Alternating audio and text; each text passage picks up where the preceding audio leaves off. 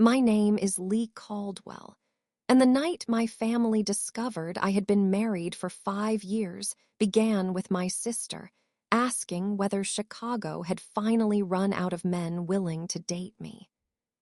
It was Thanksgiving, and Paige said it while passing the cranberry sauce, smiling as though she had offered the table a harmless little gift. 36, brilliant, independent, and still coming home alone, she said. Honestly, Lee, at this point you're making solitude look like a career choice. My uncle laughed first. My father followed with the deep, pleased laugh he used when someone had reinforced a story he already believed.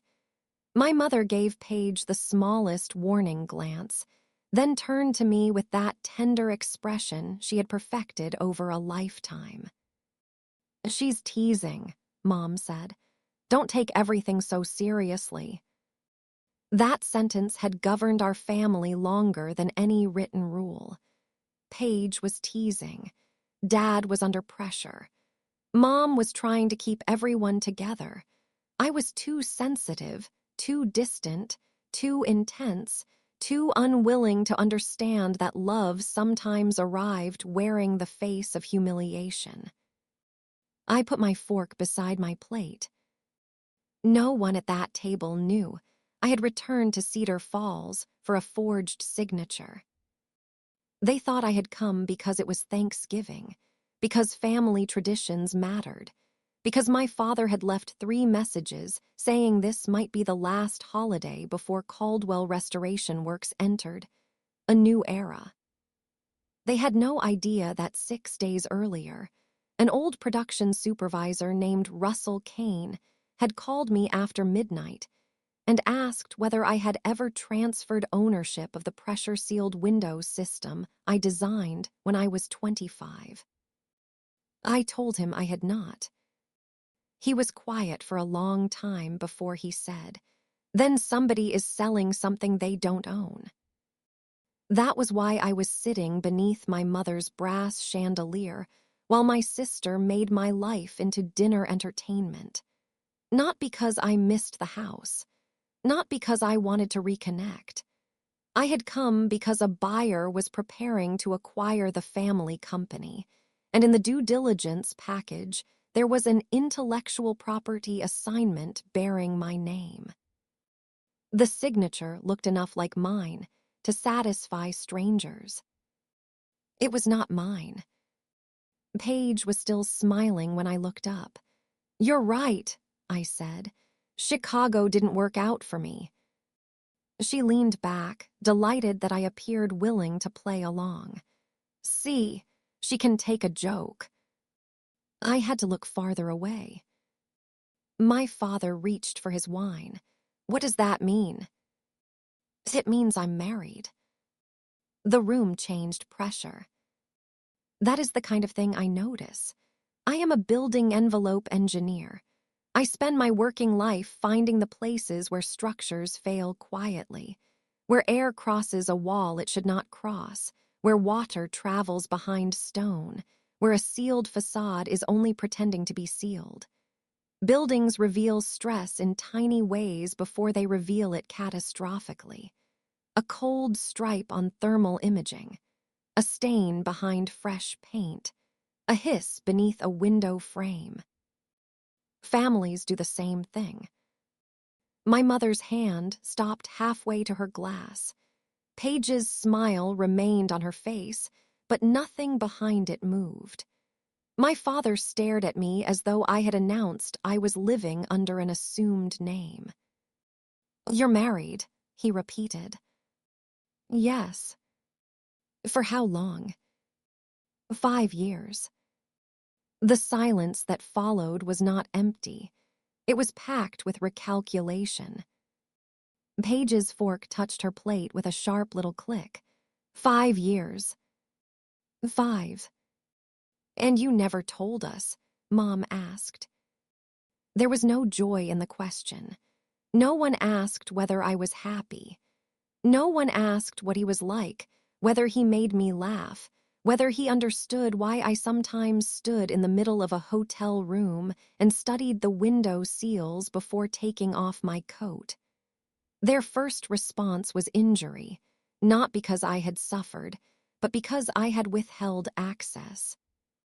"His name is Rowan Mercer," I said. "We live in Chicago. He travels often. I travel often. It works for us." My father's face hardened beneath his surprise. "You let your own family believe you were alone." I almost laughed. They had not merely believed it. They had cultivated it. My unmarried life had become a useful family myth. Lee, the difficult eldest daughter, successful in a way nobody understood, too independent for her own good, destined to discover that achievement was a poor substitute for being chosen. "I let you believe what you preferred," I said. Mom flinched. "That's unfair." "Is he ashamed of us?" Paige asked. "No." "Then why keep him secret?" "Because every private joy I had ever brought into that house had been inspected, ranked, joked about, or converted into leverage. Because when I was 21 and loved a man who played cello, Paige called him funeral music for 6 months, and my father asked whether he planned to get a real job. Because when I won my first engineering award, Dad used the ceremony to recruit a client. Because my mother could turn any boundary into evidenk. That I was abandoning her. I did not say any of that. I wanted one part of my life that didn't belong to the Caldwell story, I said. My father sat back slowly. Everything belongs to the family story. That's what family means. There it was, stated as plainly as he knew how. He did not intend it as a threat. That was what made it dangerous. My mother tried to restart dinner. She asked whether Rowan liked turkey. My uncle made a joke about secret weddings. Paige wanted photographs. Dad wanted to know what Rowan did. I answered carefully. He works in finance. What kind? Paige asked immediately. Infrastructure investment. Big firm. He does well. I watched her file that away. None of them understood yet that my marriage was not the most important secret at the table. The most important secret was locked in a blue binder at the company's office 3 miles away, beneath a tab labeled Proprietary Assets. My name appeared on the final page. My consent did not. To understand why that page mattered, you need to understand what I built. Caldwell restoration works began with my grandfather repairing wooden windows in church basements. My father expanded it into a regional manufacturer of historically accurate window systems for schools, courthouses, libraries, and old municipal buildings. The company was proud of making new things look old. Every brochure talked about heritage, craftsmanship, and the Caldwell name. By the time I was 25, the heritage market was collapsing around us. Energy codes had tightened. Architects wanted historic appearance without historic drafts, condensation, warped frames, and heat loss. Caldwell windows were beautiful, expensive, and inefficient. 3 major bids had been rejected in 1 quarter. The bank had shortened its patience. My father stopped sleeping and started shouting. I had just completed graduate work in facade engineering. I came home for what was supposed to be 6 weeks and spent 4 months in the prototype shop. The problem was not the glass. Everyone thought it was the glass. The real problem was pressure. Old-style wood sashes moved differently from modern insulated units, and every sealing system either ruined the historic profile or trapped moisture where it could rot the frame. I designed a concealed pressure equalization channel with a flexible compression gasket that adapted as the sash expanded and contracted. It kept the thin sightlines preservation boards wanted while meeting modern air and water standards. The first successful prototype survived 12 hours in a spray rack without a leak. I remember standing in the testing bay with water hammering the exterior face while Russell watched the gauges. At the end, he removed the interior paper strips. They were dry, completely dry. My father hugged me so hard my safety glasses pressed into my cheek. "You saved us," he said. For a while, the truth stayed that simple. Then the system became the Caldwell Airlock Assembly. My sketches were redrawn with the company title block. My test notes went into company files. Marketing materials described a breakthrough developed through 3 generations of Caldwell craftsmanship. At trade shows, my father told the story in the first person plural. We solved it. We discovered. We refused to accept the old limitations. At first, I corrected him. Then I stopped. The company was struggling. People had mortgages. Russell's wife was ill. My mother told me Dad needed one victory that felt like his. Paige, who had joined marketing, said customers trusted a family legacy more than a 25-year-old woman with a laptop. I had my own career beginning. I told myself I did not need applause from Cedar Falls. I told myself letting the company use the design was generosity. I told myself the distinction between permission and paperwork did not matter because I loved them. No one asked me to sign an assignment. I never offered one. For 11 years, that omission sat beneath the company like an uninspected foundation. Then a national building products group offered to buy Caldwell Restoration Works. Most of the value was attached to the airlock system, which had become the company's most profitable line. The buyers wanted clean ownership. My father wanted the sale. Someone solved the problem by creating a document dated 4 years earlier and placing my name at the bottom. Russell had found the page because the buyer's lawyers requested production records that only he knew how to locate. He saw the inventor line, saw my name, and remembered me complaining years ago that Dad still had not dealt with the patent paperwork. "Maybe you signed later," he had said on the phone. "Maybe I'm stirring up trouble." I didn't sign later. His breath came through the receiver. "Then come home before Friday." The morning after Thanksgiving, Dad took me to the plant as though nothing had happened. Caldwell Restoration Works looked richer tha. And I remembered. The faded cedar sign had been replaced with brushed steel letters. The reception area had limestone tile, a wall of framed projects, and a glass display case containing miniature cross-sections of our best window systems. A banner near the entrance read 58 years of craft, built for the next century.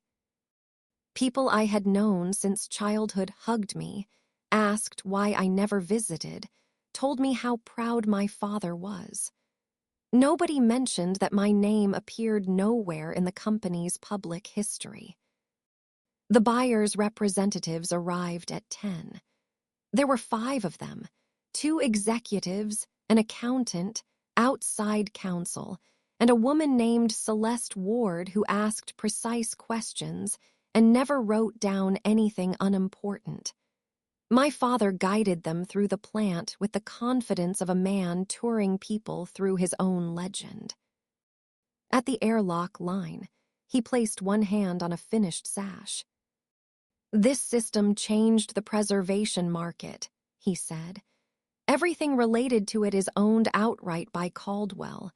Patents, tooling, process drawings, testing data. No loose ends. Celeste looked toward the attorney. He nodded. No contractor claims, no inventor carve-outs, she asked. None, Dad said. We keep our work in-house and our agreements clean. Clean. The word passed through me like cold air through a failed seal. I waited until the tour moved toward the finishing department, then asked Paige where the intellectual property binder was kept. Her expression changed at once. Why? I'm curious how Dad structured everything.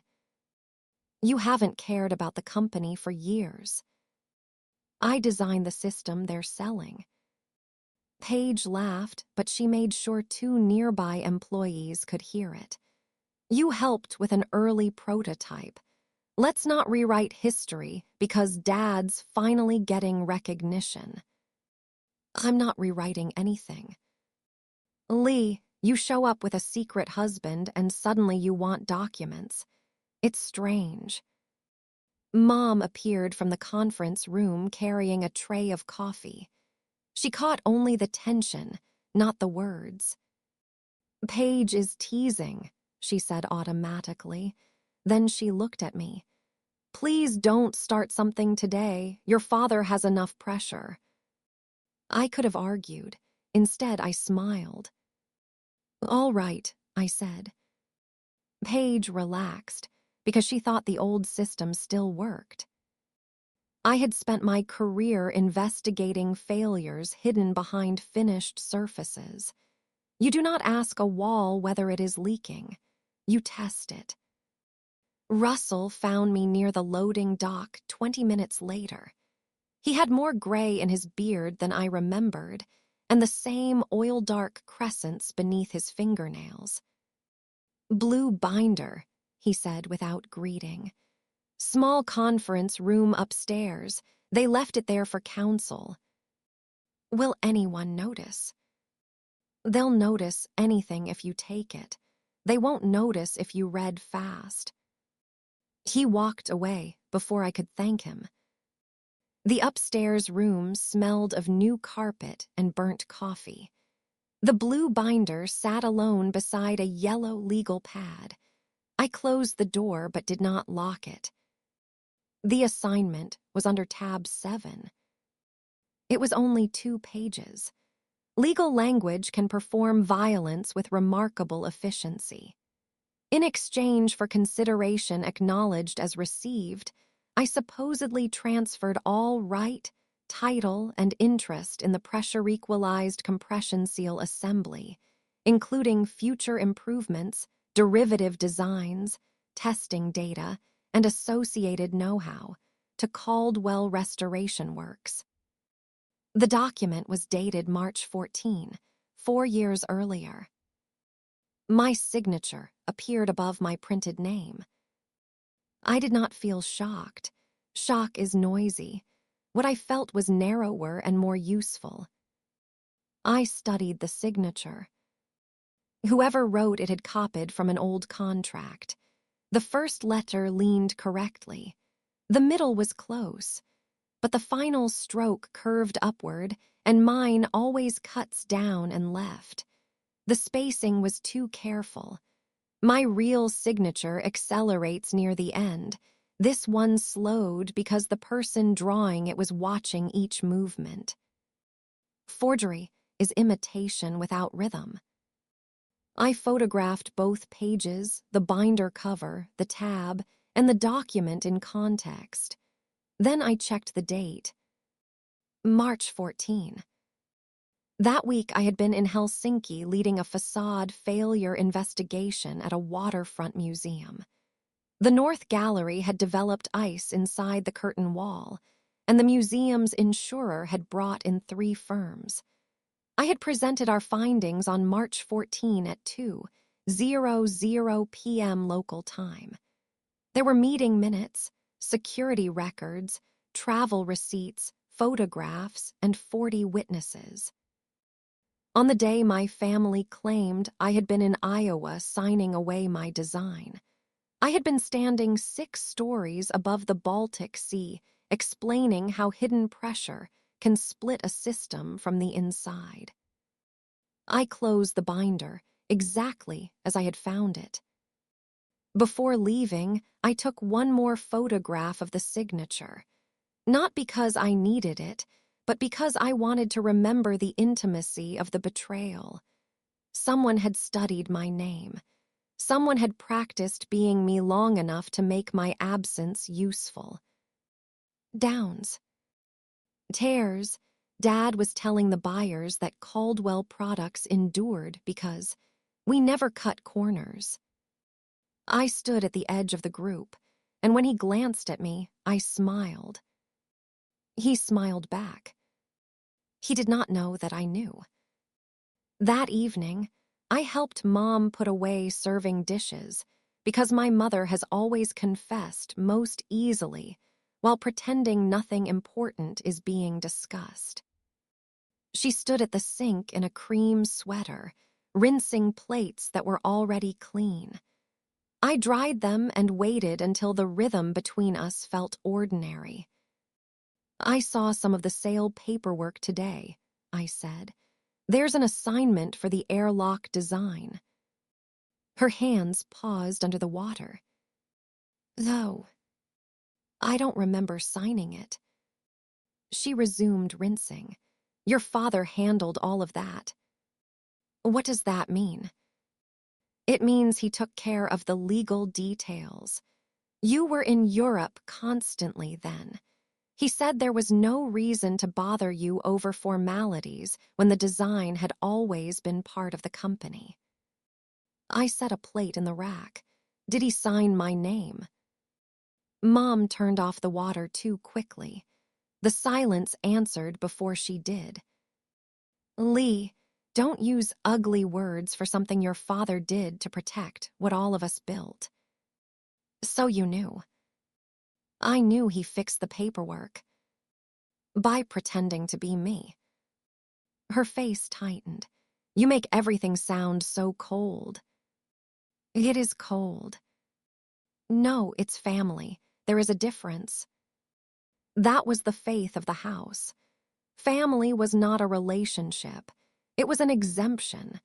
Inside it, consent became inconvenience, theft became stewardship, and silence became loyalty. Mom dried her hands. "The sale will take care of your father and me. It will protect Paige's position. It will keep the plant open. Surely you don't want to ruin all that over something you would have agreed to anyway." "You never asked me." "We knew you. Do you understand?" "No, you counted on me not finding out." She looked wounded, and a familiar reflex rose in me. The urge to soften the sentence, to reassure her, to repair the discomfort I had caused by naming what had happened to me. I let the discomfort remain. "Where is Dad?" I asked. "In his office." He was sitting behind the old walnut desk my grandfather had used, reviewing sale figures with a glass of rye beside his calculator. The room had changed less than the plant. Same framed newspaper clipping. Same photograph of Dad shaking hands with a governor. Same shelf of binders labeled by year in his square handwriting. I closed the door. "There's an assignment in the buyer's file with my signature on it," I said. "I did not sign it." Dad looked at me for a moment, then removed his glasses. "So Russell called you." He did not deny it. He did not pretend surprise. The lack of shame was almost more destabilizing than the forgery. "You signed my name." I completed a document that should have been completed years ago. "You forged it." "You developed that system here, with company equipment, while being paid by this company." "I was not an employee. You know that. You were my daughter. As far as the law is concerned, that is not a job classification. His mouth hardened. There you go, law, classification. Always turning human things into technical things so you don't have to feel them.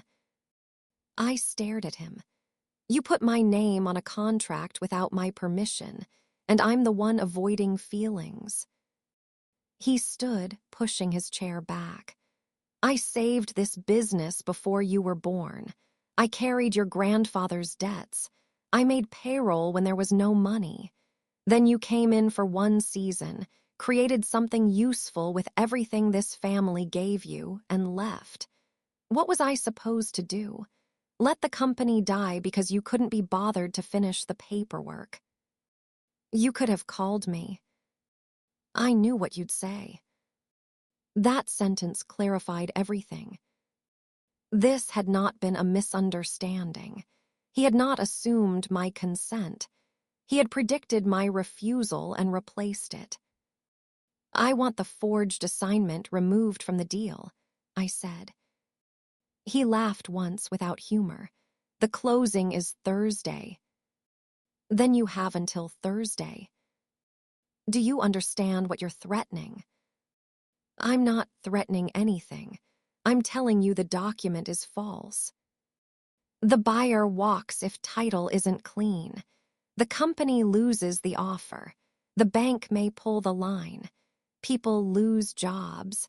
Your mother loses the retirement she earned.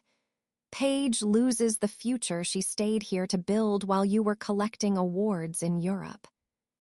He moved closer, lowering his voice. If you expose this, they won't remember the signature. They'll remember that Lee came home and destroyed the company her family spent 60 years building.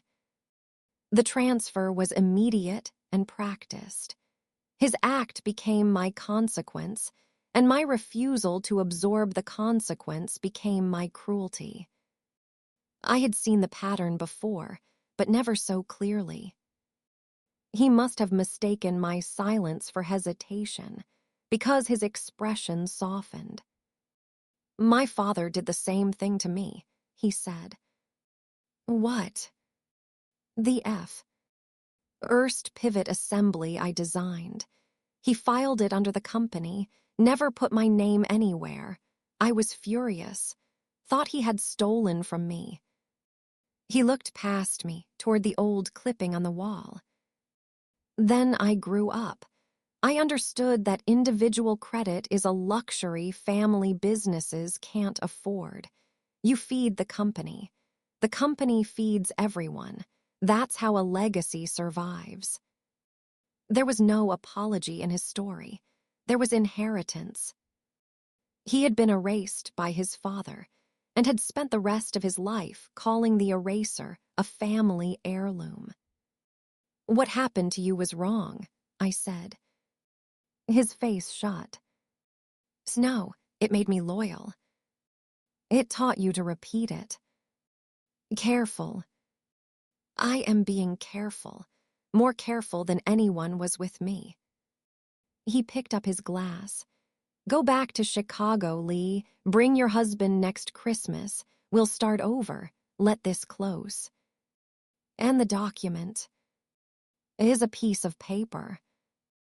No, it's the place where you decided my answer didn't matter. I left before he could hand me the company's survival again and ask me to carry it. Instead of driving back to the house, I returned to the plant. Russell had left my name with the night guard. I said I had forgotten a portfolio. The corridors were dark except for emergency lighting and the pale glow from the showroom. At the center of the showroom stood the first airlock prototype. Unit A had been mounted upright inside a freestanding wall, polished and lit like a museum object. A bronze plaque described it as the Caldwell airlock, 3 generations of innovation. My father's name appeared beneath the quotation. Mine did not. I removed the lower trim panel with a screwdriver from the testing cabinet. The screws resisted, then turned. Behind the trim, hidden inside the unfinished timber, was a line of pencil writing I had almost forgotten. LC, Test 12. Make the invisible failure visible. I had written it at 3 in the morning, after the 11th prototype leaked, and before the 12th one held. The graphite had faded, but it remained. I sat on the showroom floor with the trim piece beside me and touched the initials with one finger. The public side of the unit belonged to the company's story. Polished wood, heritage language, my father's name, the promise of generations. The hidden side contained the truth. A tired young engineer, an unsolved problem, and handwriting no one had thought worth erasing because no one knew it was there. For years, I had believed hidden proof was enough. I had known what I made. Russell knew. A few shop workers knew. I told myself truth did not become less true because it was not displayed. But hidden truth protects the people who hide it far more often than it protects the person it belongs to. I replaced the trim and sat in my rental car outside the plant. Rowan's name glowed on my phone. My husband was a partner at Northline Infrastructure Credit, a firm that financed manufacturing acquisitions, logistics networks, and public-private construction projects.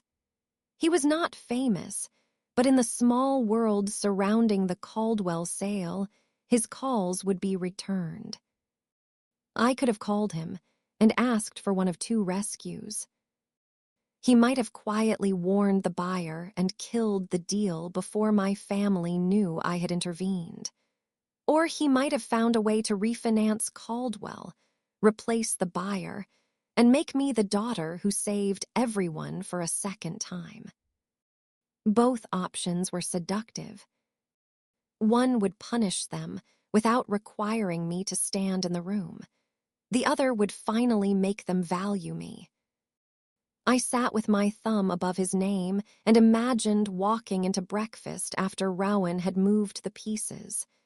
Dad's anger would have nowhere to land. Mom would be grateful. Paige would revise every joke she had ever made. They might introduce me as the brilliant daughter, the connected daughter, the daughter whose husband had secured the future. But that future would still be built on the same foundation. One person using power to remove everyone else's choice.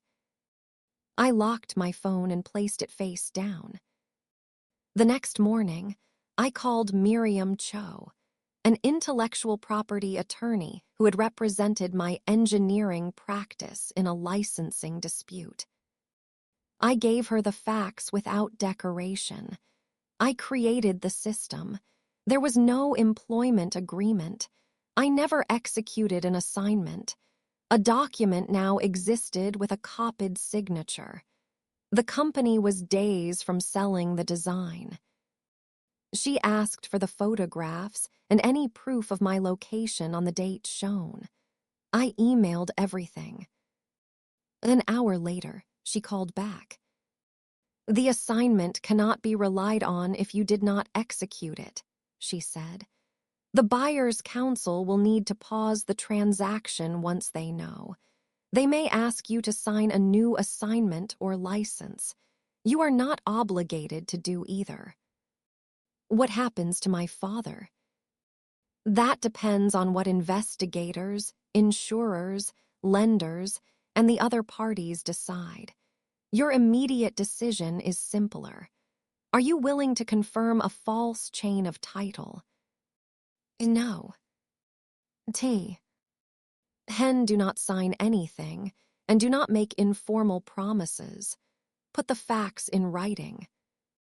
I looked through the guest room window at my parents' frozen backyard. What if the company collapses? Miriam was quiet before answering.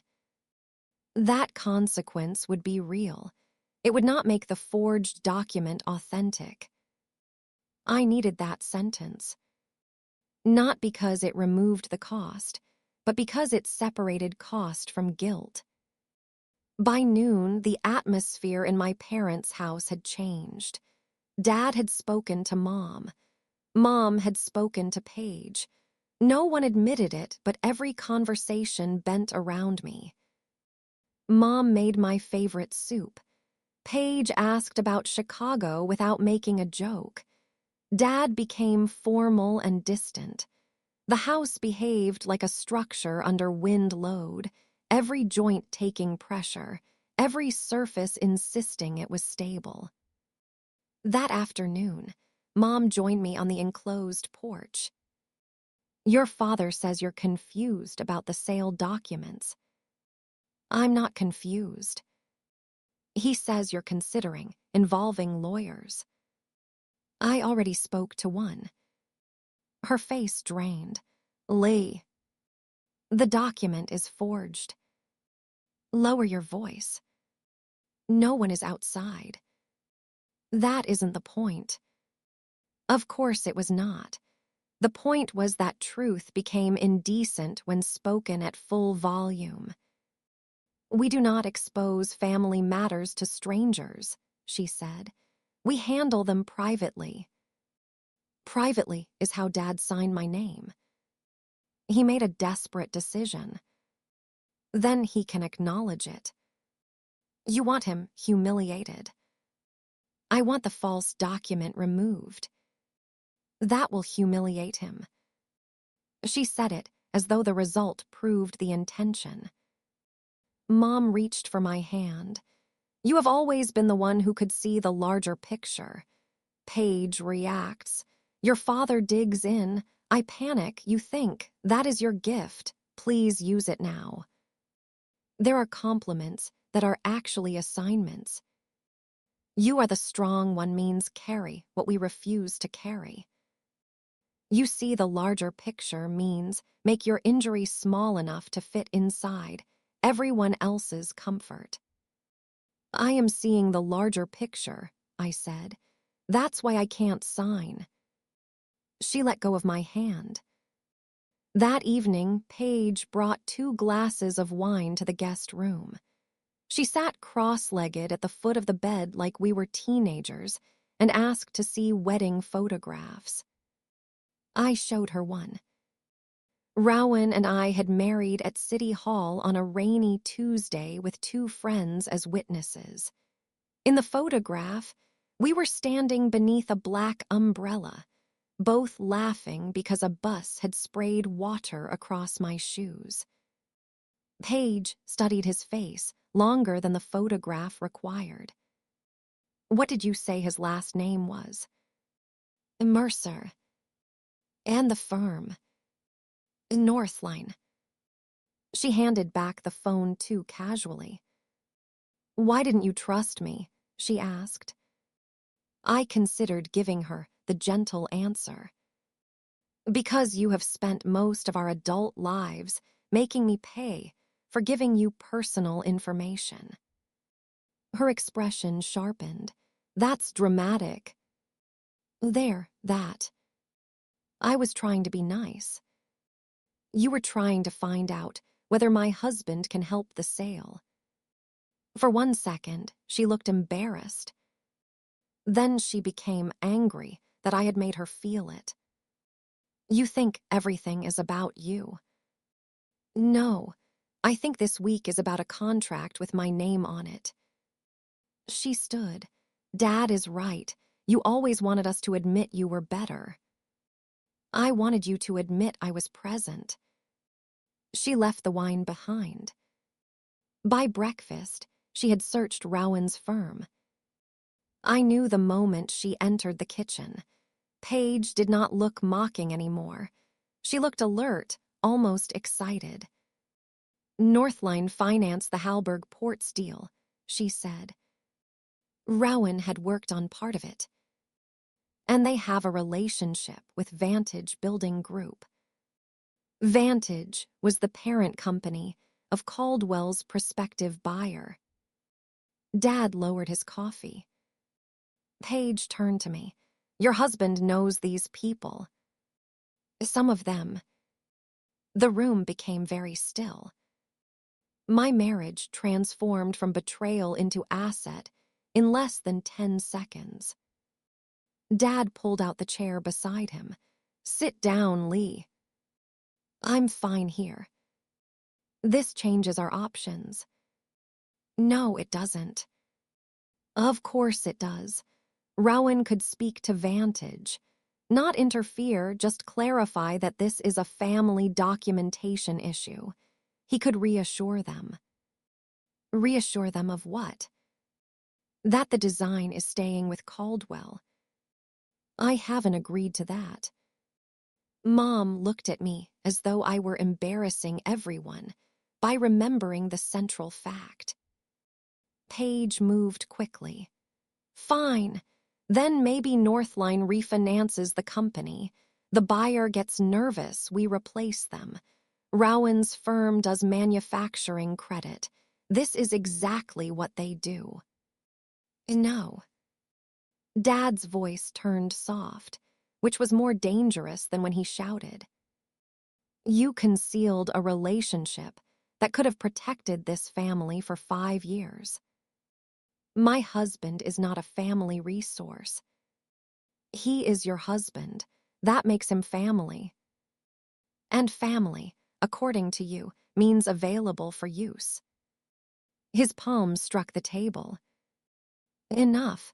People's livelihoods are at stake. They were at stake when you forged the document. Mom whispered my name. Dad rose. We are having a formal family meeting tonight. Everyone will be there. We will resolve this before the buyer arrives tomorrow. He left the kitchen with the authority of a man who still believed declaring a meeting created jurisdiction over my life. I called Rowan after he left. He listened without interrupting while I told him about the binder, the signature, Helsinki, Dad's admission, Mom's knowledge, and Paige's discovery of his firm's connection to Vantage. When I finished, he asked, "What do you want?" Not what do you need me to do, not how can I fix this. What do you want? I want the truth in the file, I said. I want them to stop using my silence as evidence of consent. Then put the truth in the file. Paige thinks Northline can save the deal. Northline cannot touch it now. Because of me. Because I have a personal conflict, and because Vantage is a relationship. I'll notify compliance and recuse from anything connected to Caldwell. I won't call the buyer. I won't call a lender. I won't ask anyone to lean in either direction. Relief moved through me so quickly I had to sit down. Thank you. You don't have to thank me for not exploiting my position. In my family, restraint had always been described as disloyalty. With Rowan, it was simply ethics.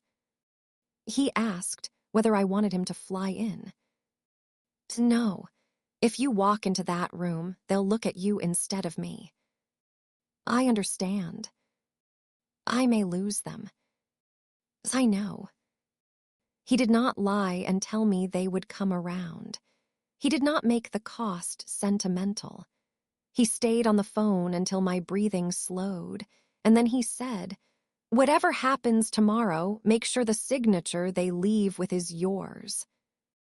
That night, my family assembled at the dining table where Paige had mocked me 2 days earlier. Dad sat at the head. Mom had tissues folded in her lap. Paige had a legal pad, which would have been funny if it had not been so revealing. A single document waited at my place. It was a new assignment, dated that day. No imitation, no false witness, no historical claim. It transferred the airlock system and all associated rights to Caldwell Restoration Works in exchange for $1 and other valuable consideration. A black fountain pen lay across the signature line. Dad began in the tone he used for board presentations. "We cannot undo how the earlier paperwork was handled," he said. "We can prevent it from harming everyone. This new agreement corrects the record. You sign it tonight. The sale closes tomorrow. We discuss compensation afterward." Afterward. We can structure something fair. Paige leaned forward. "You'll be wealthy from this. We all will." "I'm already financially secure." "That's easy to say when your husband manages billions," she snapped. There it was again. My own work disappeared the moment a more useful explanation became available. Mom's eyes filled. "Please don't make this about old wounds." "It is about a current document." "Then sign the current document," Dad said. I looked at the page. For 11 years, they had treated my missing signature as a technical defect. Now they wanted me to repair it with my own hand and call the repair forgiveness. "What are the terms of the sale?" I asked.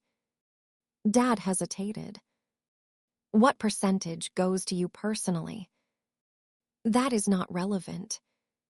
"What happens to the plant after 18 months?" Paige looked down. I had reviewed enough acquisitions to recognize the silence. "They can consolidate production," I said. "Can't they?" "The buyer has operational flexibility," Dad replied. So all the speeches about protecting jobs are not guarantees. We are doing the best available deal. And you forged my signature to increase the value of your exit. Dad's face darkened. I forged nothing. I formalized ownership everyone understood. "Then why do you need me to sign this?" No one answered. The house seemed to contract around the question. Mom began crying quietly. Paige stared at me with open hostility. Dad tapped one finger beside the pen. "You have always been difficult when it matters most," he said. "But I am asking you, as your father, to choose your family. I need time." "You have had 11 years." "No, you had 11 years. I found out 2 days ago." I folded the assignment and placed it in my bag. Dad stood. "That document does not leave this room." "It has my name on it." "It belongs to the company." Even the blank place, where my consent might appear, belonged to him. I took it anyway. I stayed awake in the guest room long after the house went quiet. I spent the rest of the night writing a factual statement for the buyer's council. It said I had created the airlock system, had never signed the old assignment, could prove I had been in Helsinki on the date shown, and would not ratify the document now. I attached my travel records and signed the page with my real signature, the one that sloped down and coo. T left at the end. Before dawn, Mom came into the guest room and saw the envelope beside my keys. She sat on the bed and told me I had always been the strong daughter, the one who needed less and could carry more. Then she asked me to carry the family one last time. "I love you," I said, "but forgiveness is not permission and it is not a signature." At 10, we gathered in Caldwell's glass conference room. The buyer's team reviewed the final schedules until their attorney reached the airlock assignment and asked for inventor confirmation.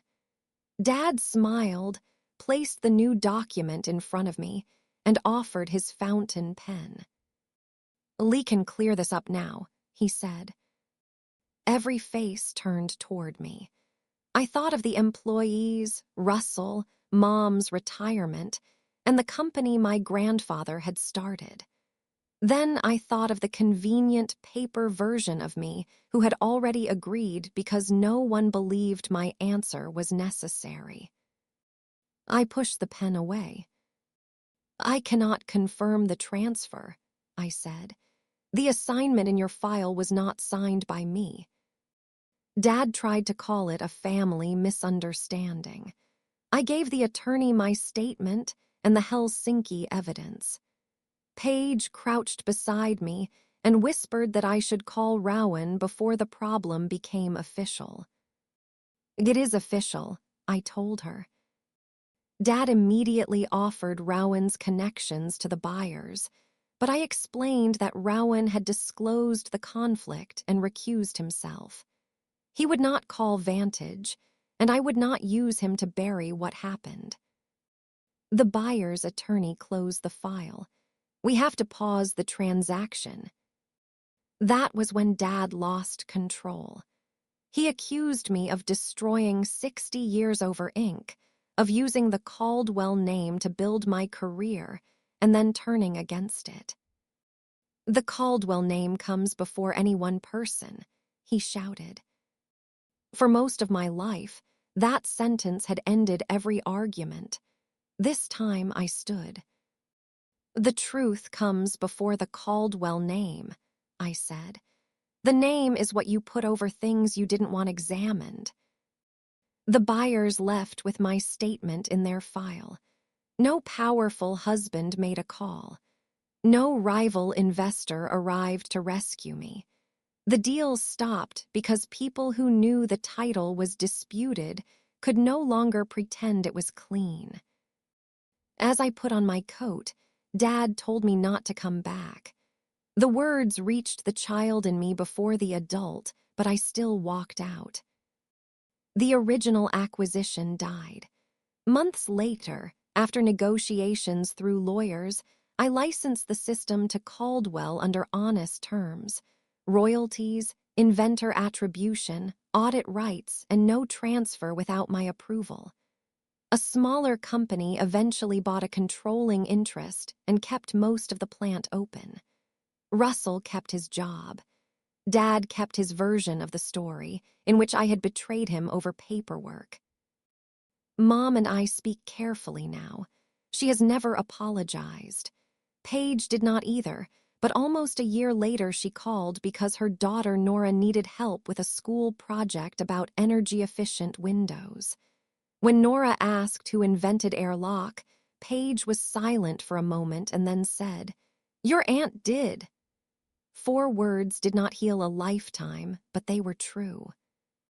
The first prototype hangs in my Chicago studio now. I mounted it backward. The polished side and the Caldwell plaque face the wall. The unfinished frame faces the room, exposing the pencil note I wrote at 25. LC Test 12, make the invisible failure visible.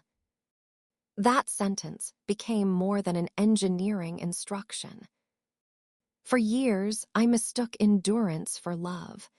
I believed being the strong one meant absorbing every insult, theft, and demand so everyone else could remain comfortable. The forged assignment was not the first time my family erased me. It was simply the first time they put the erasure in writing. Refusing to sign was not revenge. It was the first honest use of my own name. So if you have been praised for being the person who can carry everything, ask what your strength is supporting. Are you protecting people or protecting a pattern? Are you keeping peace or keeping the evidence hidden? You do not have to destroy a family to stop disappearing inside it. Sometimes you only have to move the pen away and let your real answer remain visible. Share this story with someone who needs to remember that love should never require self-erasure.